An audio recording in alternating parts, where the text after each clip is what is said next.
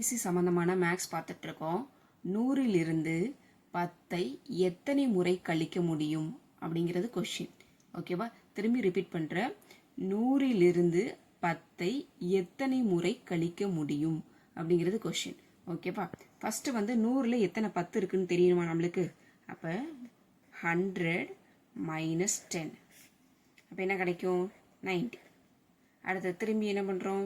10 minus பண்ணுறோம். அப்போ நம்மளுக்கு என்ன கிடைக்கும்? 80. திரும்பி ஒரு 10 மைனஸ் பண்ணுறோம். ஓகேவா? அடுத்தது 70. இதேமாரி நம்ம வேல்யூஸ் கொடுத்துட்ருக்கோம். ஓகேவா? இப்போ அவங்க என்ன கொஷின் கேட்டிருக்காங்க அப்படின்னா 100லிருந்து 10ஐ எத்தனை முறை கழிக்க முடியும் அப்படின்னு கேட்டிருக்காங்க. 100லேருந்து 10ஐ ஒரு முறை தான் கழிக்க முடியும். ஏன்னா அடுத்த தடவை நம்ம கழிக்கிறது எதுலேருந்து? 90லேருந்து ஒரு 10ஐ என்ன பண்ணுறோம்? கழிக்கிறோம். அப்போ தான் நம்மளுக்கு என்ன கிடைக்கிது? 80.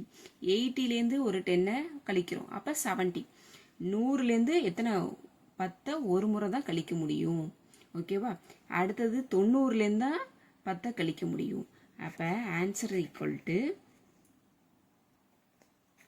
ஒரு முறை. இந்த மாதிரி டிஎன்பிசி சம்மந்தமான சம்ஸ்க்கு சப்ஸ்கிரைப் பண்ணுங்கள், லைக் பண்ணுங்கள், கமெண்ட் பண்ணுங்கள், உங்கள் ஃப்ரெண்ட்ஸுக்கு ஷேர் பண்ணுங்கள்.